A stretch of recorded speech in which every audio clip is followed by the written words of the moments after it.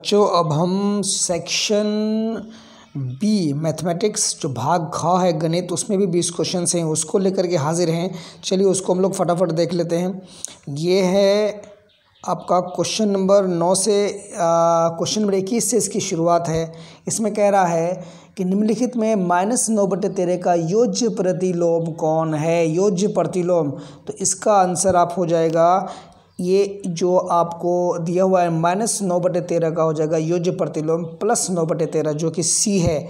ये जो सी आपको दिख रहा है ये इसका आंसर हो जाएगा। चलिए 22वां क्वेश्चन हम लोग देखते हैं। 22वां क्वेश्चन में कह रहा है कि दिए गए समीकरण को हल करके x का मान प्राप्त कीजिए। तो आप इसको जब हल करिएगा तो हल करने के बाद आपको ये जो a जो है यहाँ ये है a, यही आपको 5/2 इसका आंसर मिलेगा 5/2। ठीक है, अब चलिए हम लोग बात कर लेते हैं क्वेश्चन नंबर 23 के बारे में। 23 में क्या बोल रहा है, यदि एक समचतुर्भुज का एक विकर्ण 10 सेमी और दूसरा जो एक भुजा है वो 13 सेमी हो तो दूसरे विकर्ण की लंबाई कितनी होगी। जब इसको आप पाइथागोरस से हल कीजिएगा तो अब इसका आंसर मिलेगा 24। मतलब इसका 23 का बी वाला आंसर है। कौन सा, ये वाला इसका आंसर हो जाएगा बी वाला। चलिए 24 में कह रहा है कि एक थैले में 6 सफ़ेद 11 लाल 7 पीले रंग के गेंद हैं।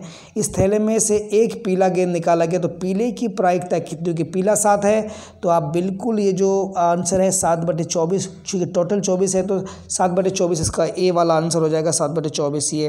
ठीक है, 25 में कह रहा है वो छोटी से छोटी संख्या ज्ञात करिए जो 8019 को भाग देने पर भागफल एक पूर्ण घन बन जाता है। तो इसको जब तोड़िएगा तो तोड़ने के बाद आपको 11 बच जाएगा। पूर्ण घन बनने के बाद 11 से भाग देंगे तो पूरा पूर्ण घन बन जाएगा। तो इसका आंसर सी हो जाएगा।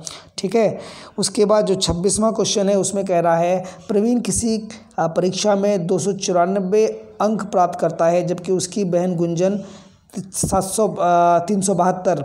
यदि प्रवीण को परीक्षा में 49% अंक मिले तो गुंजन को कितना मिलेगा। तो इसमें सर इसको हल करने के बाद इसका जो आंसर है वो 62% आता है, लेकिन यहाँ 62% के करीब आसपास हमको ये 61% दिख रहा है ये डी। तो मुझे लगता है कि इसका आंसर ना डी हो जाएगा। चूँकि आंसर 62% आता है, यहाँ 59 है, 82 है और 65 है तो ये थोड़ा दूर हो गया। तो 62 के करीब 61 ही है तो इसका आंसर 61 हो जाएगा।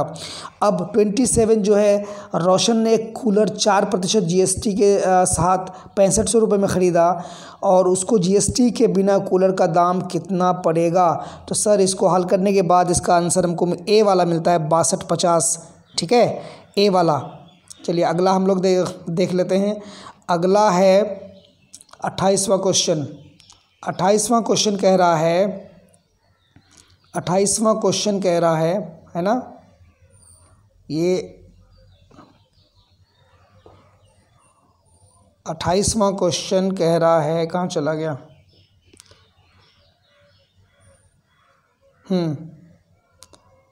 28वां क्वेश्चन कह रहा है कि यदि किसी समबाहु त्रिभुज की भुजा 3x² हो तो उसका क्षेत्रफल कितना हो जाएगा। तो सर ये √3/4 भुजा स्क्वायर होता है। इसको हल करने के बाद हमको इसका जो आंसर है वो ए मिलेगा, ये वाला जो दिया हुआ है। ठीक है, उसका 29 के बारे में बात करेंगे तो 3/4 पर जो -2 का है ना पावर है, इसको हल करेंगे तो ये आपको मिल जाएगा 16/9। बोले तो ए, इसका भी आंसर हो जाएगा ए 16/9। ठीक है, उसके बाद 30वां जो दिख रहा है, 40 घोड़े को क्विंटल चने को 7 दिनों में खाते हैं, कितने घोड़े उतने ही चने को 28 दिनों में खाएंगे। तो इसका जो आंसर हल करने के बाद प्राप्त होता है वो होता है 10 घोड़े। तो ये इसका आंसर हो जाएगा ए वाला 10। ठीक है, उसका 31 में देखिए एक समचतुर्भुज के विकर्ण 20 और 24 सेंटीमीटर हैं तो इसका क्षेत्रफल कितना होगा। हाफ गुना विकर्णों का गुणनफल होता है तो इसका आंसर हो जाएगा 240। मतलब इसका आंसर हो जाएगा बी वाला। कौन सा हो जाएगा, ये बी वाला 240। ठीक है, उसके बाद आ जाइए 32 में। 32 में कह रहा है कि बेलन का संपूर्ण क्षेत्रफल कितना होता है। सर ये 2πr/h+r होता है। 2πr ये जो बी वाला दिख रहा है ना, 2πr ब्रैकेट में h+r, यही इसका होता है। तो चलिए और आगे बोलता है -14, -13, -2 और 2 में से सबसे बड़ी संख्या कौन है? इसमें बड़ी संख्या, तो सर इसमें बड़ी संख्या ये तीनों तो नेगेटिव है, तो इसमें सबसे बड़ी संख्या हो जाएगा 2, है ना। तो इसका डी वाला आंसर सही है। कौन सा? डी वाला। और 34 में कह रहा है कि एक बहुभुज की भुजाओं की कुल संख्या 9 हो तो उसके अंतः कोणों की मापों का योग, मतलब टोटल अंतःकोण, प्रत्येक अंतःकोण नहीं, टोटल अंतःकोण कितना होगा? तो 180 डिग्री n-2 के फॉर्मूले से अगर इसको सॉल्व करेंगे तो हमको ये 1260 डिग्री मिल जाएगा। मतलब इसका आंसर भी 34 का ए हो जाएगा। ठीक है, आपको बात समझ में आ रही है? 34 का आंसर भी ए हो जाएगा। चलिए अब हम लोग देख लेते हैं कौन सा 35वां क्वेश्चन। 35 में कह रहा है, 35 क्वेश्चन में 35 में कह रहा है कि निम्नलिखित में 5 -5/2 कितना दिया हुआ है? -5/2 का व्युत्क्रम, कौन सा व्युत्क्रम? गुणात्मक। तो गुणात्मक सर इसका उल्टा हो जाएगा -2/5, मतलब इसका आंसर हो जाएगा सी। कौन सा हो जाएगा? ये इसका आंसर हो जाएगा सी। चलिए अगला है, ये समीकरण दिया हुआ है 6x + 1/3 + 1 = x - 3/6। इसको हल करने के बाद इसका आंसर आता है -1, ये सी वाला। ठीक है, उसके बाद बात करते हैं हम लोग 37 क्वेश्चन के बारे में। तो 10 मीटर ऊंचे पेड़ की छाया सुबह के समय 8 मीटर थी, तो उसी समय 120 मीटर ऊंचे टावर की छाया कितनी होगी? तो ये प्रोपोर्शन का क्वेश्चन है ना, अनुपात और समानुपात का क्वेश्चन है। इसको हल करने पर हमको जो इसका आंसर मिलता है सर वो ए, मतलब इसका जो आंसर 216 है, ये जो 216 है यही इसका आंसर हमको प्राप्त होता है। ठीक है, अब 38 में 80/405 इसका अंडर रूट, तो इसको तो 5 से दोनों को कट करेंगे, तो कट करने के बाद है ना जितना बचेगा उसका आंसर उसका जो अंडर रूट में आएगा 16/81 आएगा। तो इसको अंडर रूट जब हटाएंगे तो 4/9 इसका आंसर आ जाएगा। कितना आ जाएगा? 4/9। ठीक है, उसके बाद आ जाएगा 39 में देखिए। हाँ सर एक ठो और आपको बात बता दें, 39 का जो ये जो क्वेश्चन है सर, ये क्यूब रूट मांग रहा है, घनमूल। ये धनमूल लिखा हुआ है, धनमूल नहीं घनमूल होगा, अंग्रेजी में सही लिखा हुआ है क्यूब रूट, लेकिन ये क्वेश्चन ही गलत है। ये क्वेश्चन क्या है? गलत है, रॉन्ग है। क्यों गलत है? क्योंकि ये 2740 है, तो इसका घनमूल हम लोग निकालेंगे तो ये जो आंसर दिया हुआ है कोई भी इसका घनमूल नहीं निकलेगा। तो मुझे लगता है कि ये जब क्वेश्चन गलत है तो ये सबको बेनिफिट मिल जाएगा, सबको 1-1 नंबर मिल जाना चाहिए।